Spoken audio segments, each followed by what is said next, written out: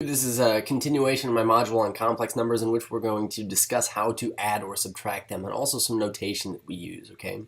Let's go ahead and start with notation, at least. We say if z1 is equal to a1 plus b1i, okay? So in terms of notation, we often use the lowercase letter z to denote some complex numbers. We call like the first complex number here is just the real part plus the imaginary part I, okay? So we say a1 plus b1i, okay?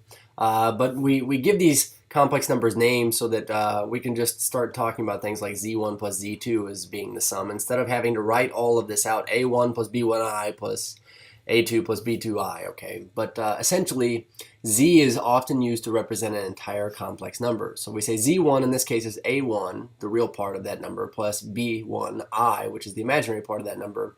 And we'll say z2 in general is a2 plus b2i. These are both complex numbers. And we say the sum or difference of z1 and z2 are defined as follows. So if we were to add these two complex numbers together, that would be, z1 is a1 plus b1i plus z2 is a2 plus b2i. What this essentially says is we add a1 plus a2, and really what we're saying is this: you'll add the real parts together. So to find this sum of two complex numbers, you add the real part plus the real part, and you get the new real part.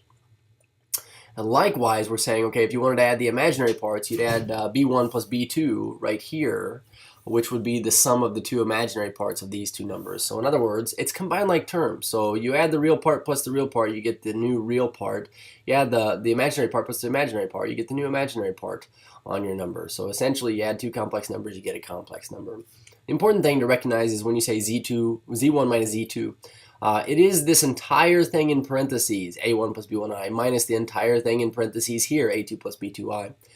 And so the important thing to know is we could just subtract the real parts. a1 minus a2 would be our new real part, and b1 minus b2 would be our new imaginary part. But the fact is we have a negative in front of this entire set of parentheses right here, which could be seen as distribution. So what I've done is, really quickly, I've given us two complex numbers. We'll call z1 3 minus 5i, and we'll call z2 negative 6 minus 2i. If we wanted to find z1 plus z2, we would say, well, z1 plus z2 would be the same thing as this statement here. We'll drop in the numbers in standard form. Okay, so the standard form of these complex numbers, 3 minus 5i, and then negative 6 minus 2i. We end up with this. It's really just combined like terms. So it's a 3 minus 5i plus a negative 6 minus 2i. And we say this would be the same thing as 3 and a negative 6 combining out to be a negative 3. Plus now we'll combine the imaginary parts, which just combine like terms. So negative 5i and a negative 2i combine out to be a negative 7i. Oops, not a big deal, but I do want this in blue. So negative 7i. And so we say here's our new complex number in standard form, where we have a new real part and a new imaginary part. Okay, cool. So what if we wanted to find z1 minus z2? Well, essentially, here's the important thing, that you're putting parentheses around your numbers here, and the reason why we'll see in just a moment is this: we say we have a negative in front of an entire set of parentheses, so we're subtracting the entire complex number. So if this is the case and you have a negative there, the best thing you could do is actually distribute a negative 1 through, which doesn't do anything to this first set of parentheses here, but does switch the sign on everything else over here. So this negative 1 times negative 6 would be a positive 6, and negative 1 applied to this positive 2i makes it a negative 2i. At this point, we can just combine like terms. So we'd say, all right, well, subtracting these, we get 3 plus 6 is 9. Same thing we would have gotten here as if I would have said, 3 take away a negative 6. It's just easier to think about in terms of addition instead of having to say 3 take away 6 negatives. But the 3 and the 6 make our 9, plus now we say our negative 5i and negative 2i. If we combine these out here, we get a negative 7i.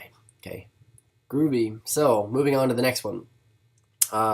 We see that, actually, that's not right. That's not right. Sorry to go back and amend this here, but I wrote down my numbers wrong here. We said the second number here is negative 6 minus 2i. So this right here should be a negative to begin with.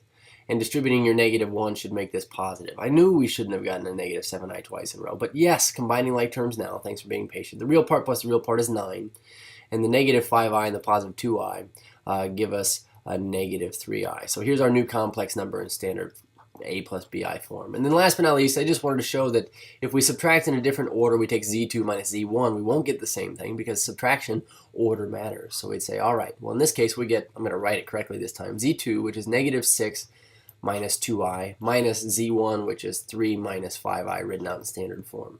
And again, we'll distribute our negative 1 through this and say, well, negative 6 minus 2y, in this case it'd be minus 3 plus 5i.